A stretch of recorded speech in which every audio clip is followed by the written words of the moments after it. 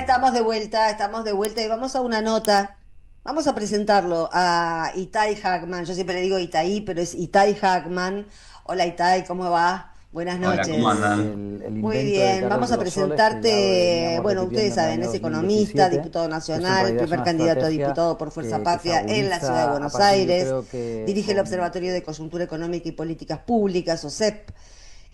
Bueno, y otro montón de cosas, la verdad. Pero por otro lado, es autor de la denuncia penal por la estafa de Libra e integra la comisión que investiga el caso en la Cámara de Diputados. Vamos a empezar por ahí. Se destrabó finalmente. ¿Y en qué estado estamos? Si está ahí con esto, con Libra.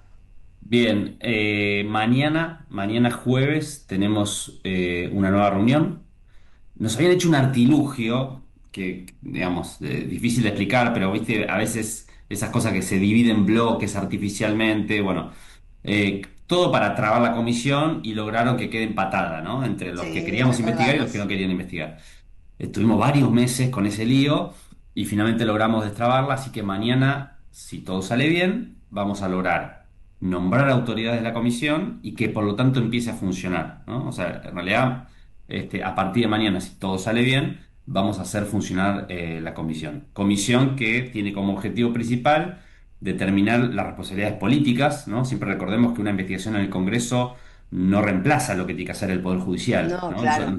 Nosotros no podemos condenar ni establecer delitos penales, eso es una tarea de la justicia, pero sí podemos investigar responsabilidades políticas y en todo caso cuál ha sido la actuación y la responsabilidad política de cada uno de los involucrados. Por supuesto, aportar información que eventualmente también podemos enviar a la justicia, ¿no? Por supuesto. De hecho, ya hicimos eso con distintas reuniones donde convocamos expertos a trabajar sobre el tema. Recuerdo Eh, que fueron de utilidad, muchos de ellos fueron de utilidad para para el expediente. Absolutamente. Aunque estamos frente a un caso, Sandra, flagrante, ¿no? O sea, acá yo no soy abogado, pero el delito que se cometió a la vista de todo el Sí, mundo, sí. utilizando una tecnología, que es esta tecnología blockchain, que es la que está detrás de las criptomonedas, que si bien es cierto que se usa muchas veces para hacer estafas, la contracara es que es muy transparente y todos los movimientos quedan a la vista, ¿no? Entonces, los expertos informáticos que vinieron nos mostraban cómo se hicieron las transferencias, quién le transfirió a quién, y eso, la parte positiva es que es tan transparente, tiene trazabilidad todos los movimientos, que es muy fácil determinar, por ejemplo, que Milei fue la primera persona en dar conocimiento público a esta criptomoneda Libra. Él dijo, vi la información por ahí y la difundí. Bueno, eso no es posible porque la primera persona en colocar en las redes sociales la Fue él. información es él. Eh, Con tilde gris, además. Absolutamente, y a partir de la difusión del Milei es que se empieza a circular, ¿no? Este activo financiero que se genera esta maniobra, ¿no? De estafa, y además de toda la información que se fue conociendo después, ¿no? De quiénes fueron los articuladores de esta estafa. Está el famoso Hayden Davis, que es el yankee, pero también está la conexión local, que es este Mauricio Novelli, que es un personaje que está vinculado comercialmente a Javier Milei por lo menos del año 2020, ¿no? O sea que no es un vínculo nuevo, que tiene sucesivas entradas a la Sí, Quinta de es de los que Olivos. van a escuchar ópera. Correcto. Y muchas reuniones con Karina Milei, ¿no? Que aparece así como, ¿viste? Cuando ahora apareció el escándalo Sí, el tres de por los ciento de las audios, reuniones las tenía con Karina.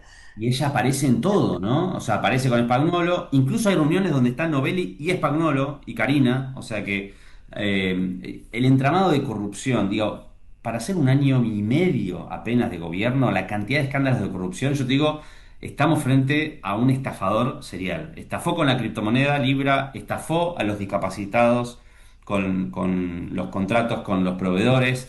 Estafó a la gente, le dijo que iba a dolarizar la economía argentina. O sea, digamos, todos los condimentos de un estafador Sí, que sí, hoy los ocupa la tiene. presidencia de la nación. Los tiene y además se encimó el escándalo de las coimas. ¿Cómo se está viviendo dentro del Congreso eso? Mirá, hoy justo vengo de una sesión en la cual estuvo el jefe de gabinete. Francos, claro, qué bien que lo mencionás porque yo no lo dije en el editorial, pero estuvo Francos que no, no sabe nada, dice. increíble. El mismo Franco que nosotros interpelamos cuando fue lo de Libra, que no dijo nada, que no podía explicar nada, y hoy lo mismo, ¿no? Aparte, contradictorio, porque por un lado dice, no, acá son todas operaciones, difamaciones, y segundo después dice que destituyeron y le pidieron la renuncia al titular del organismo. Sí, bueno, ¿y para qué? Si son difamaciones y es todo mentira, ¿por qué lo echaste al funcionario, ¿no? O sea, Claro, no hay sentido común, no hay lógica. si lo echaste porque algo hay, ¿no? Y no solamente lo echaste a él, lo echaste al director que estaba abajo. Entonces, ellos mismos reconocen, no pudieron dar ninguna explicación consistente. Lo único que hace Milei, cuando, referido al tema, es republicar un comunicado de la empresa, no un comunicado Sí, del de gobierno de la la Suiza empresa. Argentina, sí. O sea, la verdad es que además de corrupción, es muy burdo lo que hace el gobierno. Y bueno, me parece que esto además desmiente por completo que esta gente venía a terminar con los curros de la Eso política. desde luego. Ahora, yo ahí estaba comentando en la editorial una cosa que leía que eh, en términos de opinión pública pegó muchísimo más este tema de las coimas que lo de Libra. Bueno, a mí me parece lógico porque lo de Libra tiene cierta complejidad también, ¿no? O sea, Claro, todo el tema criptomonedas y todo eso es como un poco, ¿no? a lo mejor no está tan mal y yo no lo entiendo, ¿no? Por ahí porque lo piensa Claro, mucha viste. gente. Esto es mucho más tangible, ¿no? Esto es mucho más tangible y además que es terrible porque esto sale, al mismo tiempo estamos discutiendo un terrible ajuste. Claro, Porque, es de una crueldad o enorme. sea, por un lado estás ajustando a la gente, a las personas con discapacidad, y al mismo tiempo estás robándote la guita. Entonces, Y Tai, te hago una consulta respecto a cómo se está viviendo la situación en el Congreso. Lo que estamos viendo en las últimas semanas es que hay claramente, sobre todo del lado de los gobernadores, de los partidos provinciales, etcétera, un corrimiento. No quieren hundirse en el barco que empieza a entrar agua por todos lados de este personaje patético que es Milei.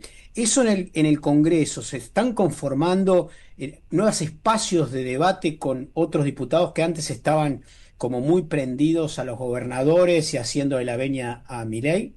mira, nosotros todas las cosas que pudimos aprobar en el Congreso, incluyendo las de la semana pasada, cuando rechazamos el veto, por ejemplo, pudimos insistir en discapacidad, ¿no? En la emergencia en discapacidad, no lo logramos en jubilaciones. Con la jubilación, sí.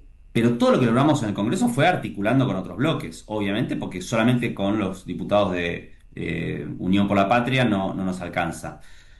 Ahora, este comportamiento especulativo, bienvenido sea, obviamente, cuando nos sirve para sancionar leyes a favor de la gente, pero este comportamiento especulativo es un problema, porque Ujú. si para yo aprobar una ley que beneficia a la gente o para rechazar un veto del presidente, dependo de que el gobernador de turno esté en una negociación trabada con el presidente o que lo hayan cagado alguno con un cierre de listas, y bueno, tenemos un problema, ¿no? Entonces, Tenemos un gran problema. por supuesto que vamos a articular con todos los bloques que podamos para tener mayoría parlamentaria, pero como ahora vamos a elecciones en 2 meses, a mí me gustaría que un diputado, cuando tiene que votar a favor o en contra de las personas con discapacidad o de los jubilados, lo haga porque con convicción y defendiendo sus intereses, no porque lo cagaron en un cierre de listas o porque el gobernador está trabado en una negociación, ¿no? Entonces me parece que Claro. Ayer era patético verlo casi llorar a Luis Juez, que votó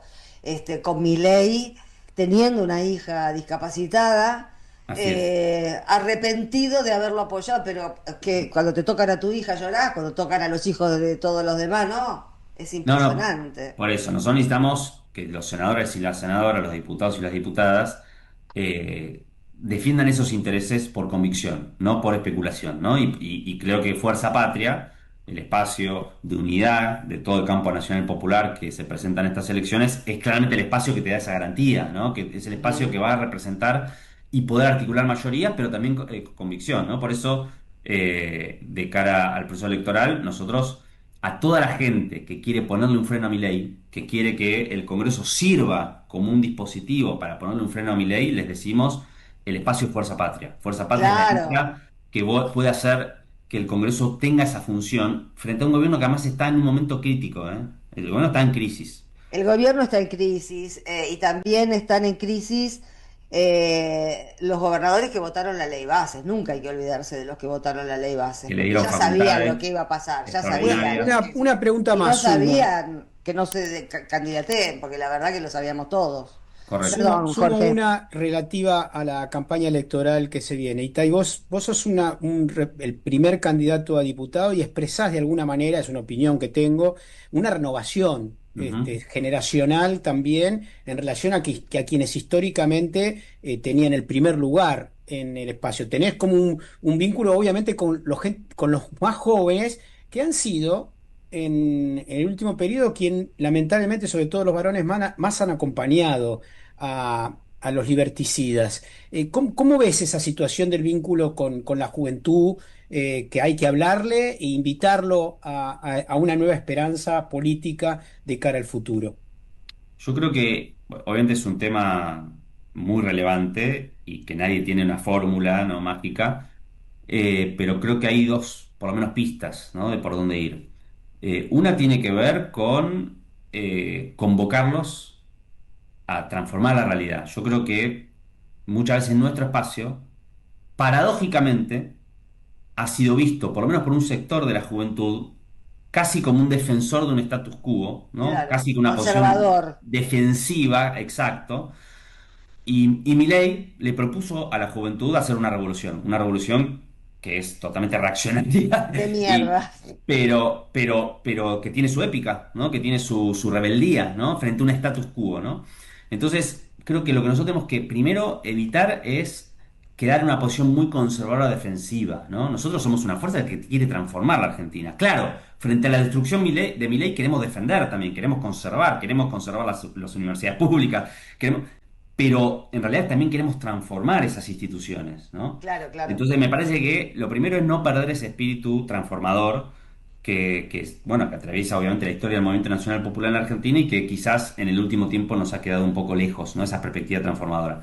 Y la segunda pista creo que tiene que ver con dar cuenta de fenómenos nuevos, ¿no? A veces podemos ser percibidos que tenemos un discurso muchas veces un poco anacrónico, ¿no? Por ejemplo, para así cosas concretas. Nosotros hablamos de los derechos laborales, del trabajo.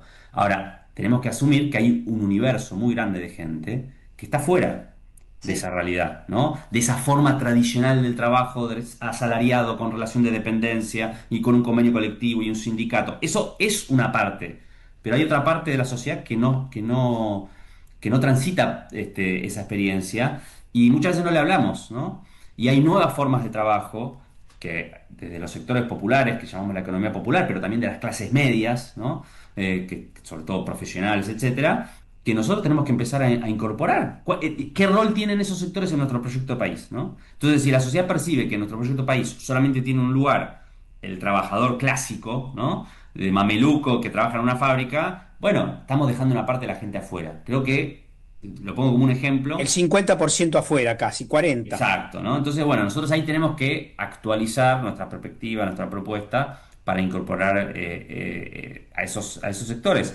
Y me parece que con estas dos pistas creo que podemos hacer un intento, un esfuerzo, sabiendo que por supuesto no va a ser de un día para el otro, ¿no? Pero me parece que obviamente hay que dar cuenta de que no es que toda la gente que votó a Milei, sobre todo pienso en los jóvenes, lo votaron porque están de acuerdo con la filosofía de fondo que él defiende, ¿no? Hay una parte que sí, seguramente un núcleo, que le gusta ver que el tipo que caguen a palos a los jubilados, que le gusta ver que se pelee con un nene de 12 años que tiene autismo, pero no creo que eso sea expresión de la gran mayoría, ¿no? Creo que hay mucha gente que Esperamos lo que votó no. simplemente o que estaba enojado con la política, porque vivió dos gobiernos malos y buscó una alternativa por afuera, porque a lo mejor le pareció que Milei podía resolver algún problema. Bueno, a esa gente hay que traerla, hay que escucharla y hay que convocarla, ¿no? Absolutamente. Bueno, Itay, gracias por este ratito que compartiste con nosotros. A ustedes un abrazo muy grande y gracias por el Fuerte espacio. abrazo, Abrazo. gracias. Chau, chau. Abrazo. Nosotros nos vamos a una tanda.